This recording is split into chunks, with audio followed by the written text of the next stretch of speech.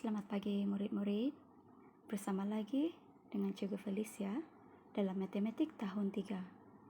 Hari ini kita akan belajar topik bahagi wang. Dalam topik ini, murid akan mempelajari cara membahagi nilai wang dengan nombor 1 digit, 10, 100, dan 1000. Lihat contoh yang pertama. RM63 bahagi dengan 3. Pertama sekali, bina dahulu sifir di tepi soalan untuk memudahkan murid melihat. Mulakan dengan digit 6. Cari jika terdapat digit 6 dalam sifir 3. 6 berada pada kedudukan yang kedua, maka tulis jawapan 2 di atas ruang dan turunkan nilai 6 di bawah 6. Tolakkan, kita akan mendapat sifar. Seterusnya, turunkan digit 3 pula. Cari nilai 3 dalam sifir. 3 berada di kedudukan yang ke-1, yaitu 3 darab 1 ialah 1. Maka, turunkan nilai 3 di bawah 3 dan tolakkan. Baki adalah sifar. Jawaban akhir adalah RM21. Contoh seterusnya ialah RM948 bahagi dengan 2. Mula-mula kita bina dulu sifir di tepi soalan. Setelah itu, kita akan mula membahagi. Mulakan dengan digit 9 dahulu. Cari jika 9 berada dalam sifir 2. Jika kita perhatikan 9 tidak ada dalam sifir 2, maka kita akan gunakan nilai 8. Ini karena 8 lebih kecil daripada 9. 8 berada di kedudukan yang keempat. Jadi tulis nilai 4 di atas jawapan. 2 darab 4 ialah 8. Dan tulis 8 di bawah 9, kemudian tolakkan. Kita akan dapat baki 1. Setelah itu, turunkan nilai 4 menjadi 14. Kemudian, rujuk kepada sifir dan cari nilai 14. 14 berada di kedudukan yang ke-7.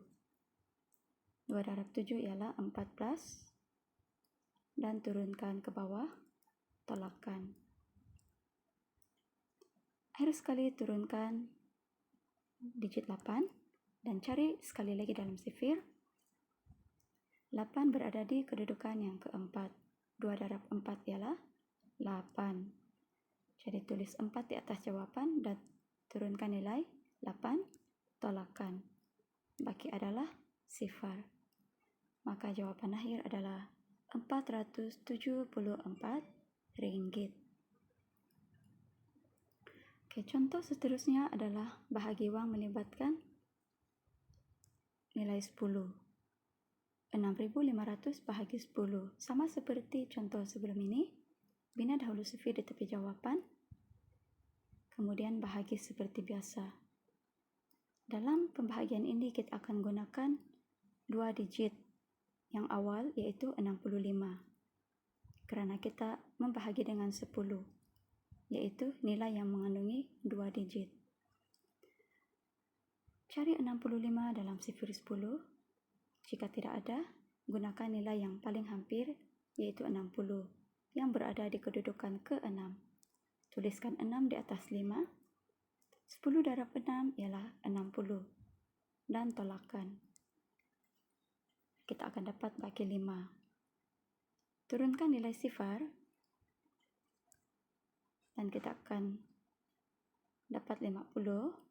Sekali lagi cari dalam sifir, nilai 50. 50 berada di kedudukan yang kelima dalam sifir 10. 10 darab 5, 50. Turunkan ke bawah dan tolakkan. Akhir sekali, turunkan nilai sifar. Sifar tidak perlu dicari dalam sifir, hanya bawa turun dan tulis semula jawapan di atas, kemudian turunkan semula dan tolakan. Kita akan dapat 0. Maka jawapan akhir adalah Rp650.